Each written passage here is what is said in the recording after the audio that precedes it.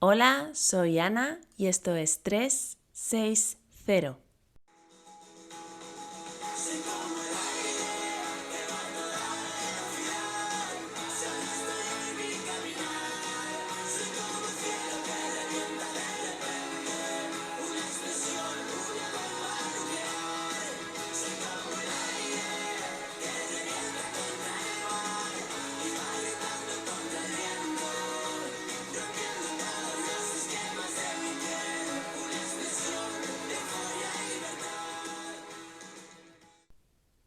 Hoy cambiamos un poco el discurso.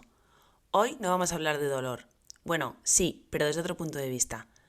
Hoy vamos a hablar del tiempo que tardamos en curarnos, del tiempo que tardan en curarse nuestros tejidos y de que por mucho que nos fastidie, es normal tener dolor mientras nos estamos curando.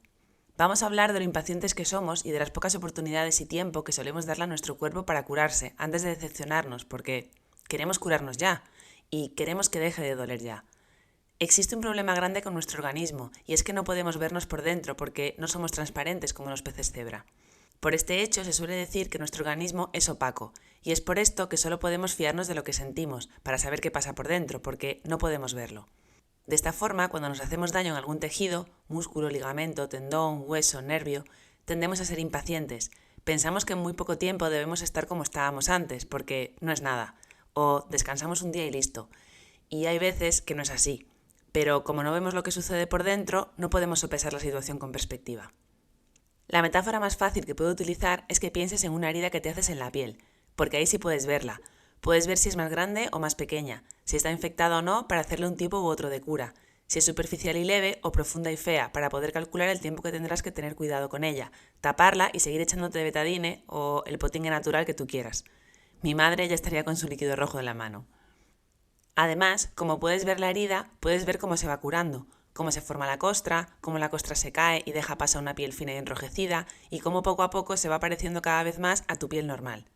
Durante todo este proceso tú estás tranquilo porque vas controlando tu herida y sabes lo que va a pasar. Pero esto no sucede cuando la herida se produce por dentro. Cuando los tejidos que tienen la herida son profundos y tú no los puedes ver, te sientes intranquilo, porque no sabes, porque no ves, y porque muchas veces te vuelves muy impaciente.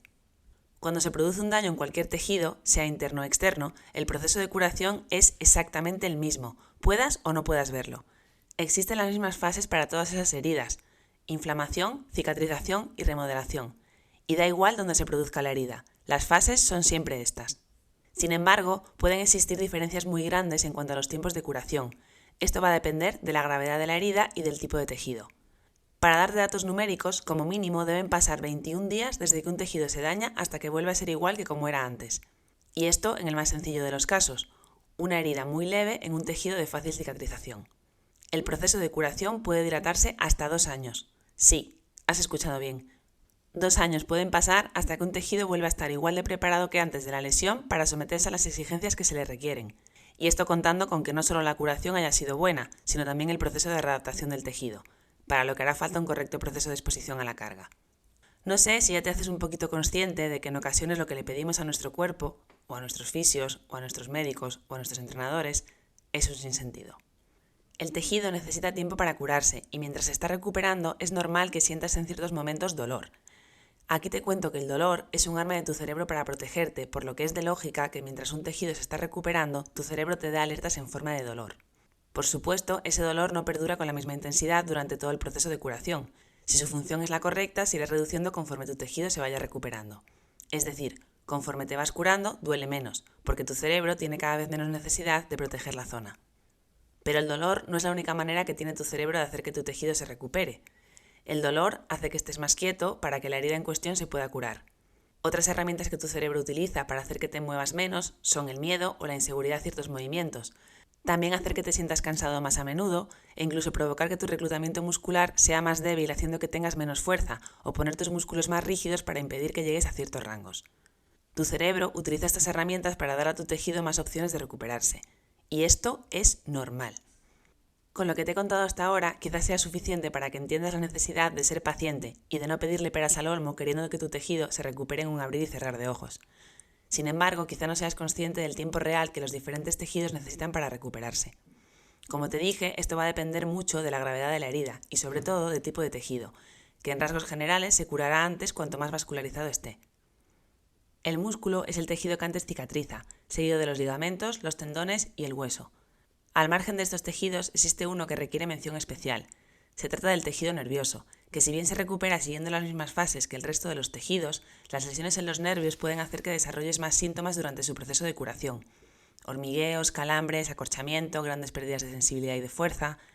En este tipo de lesiones todos estos síntomas son normales y al igual que pasa con el dolor, deben ir mitigándose conforme el nervio va restaurándose. El proceso de regeneración de un nervio suele requerir de unos periodos ligeramente más prolongados, que pueden oscilar entre los 12 y los 18 meses. Hoy hemos tenido una lección express de fisiología de la curación de los tejidos, que espero te ayude a comprender que, si bien el dolor es un arma de doble filo, en muchas ocasiones su aparición está justificada y no debemos martirizarnos por él ni intentar apresurar algo que requiere tiempo. De cualquier manera, y aunque hoy hayamos hablado de dolor cuando hay daño, no debes olvidar todo lo que hemos aprendido hasta ahora, ni de todas las implicaciones que puede haber detrás de la aparición del dolor. Y es que te diré un secreto, normalmente el cerebro no es ni bandido ni justiciero, es un poco de los dos. En mi experiencia he aprendido que lo más común es que el dolor de la mayoría de pacientes sea una mezcla de todo un poco. Avisos de ciertas partes donde efectivamente puede haber algún problema en el tejido, mezclado con un montón de sesgos y jugarretas del cerebro para que hagas lo que él quiere que hagas. Desde el primer segundo en que empiezas a sentir dolor, aunque haya daño, hay un montón de factores que están influyendo en cómo sientes el dolor, cuánto sientes e incluso en la importancia que le das a ese dolor. No hay blancos ni negros, el dolor depende de una cantidad innumerable de factores imposibles de controlar en su totalidad, pero cuantos más conozcas y más sepas sobre ellos, más herramientas tendrás para poder gestionar tu dolor. Hoy hemos hablado de un factor importante de esos que influyen bastante en el dolor. Mientras te curas, tener dolor es normal, es saludable, te avisa de lo que pasa. Ten esto en cuenta, ten paciencia y deja a tu cuerpo actuar sin meterle tanta presión.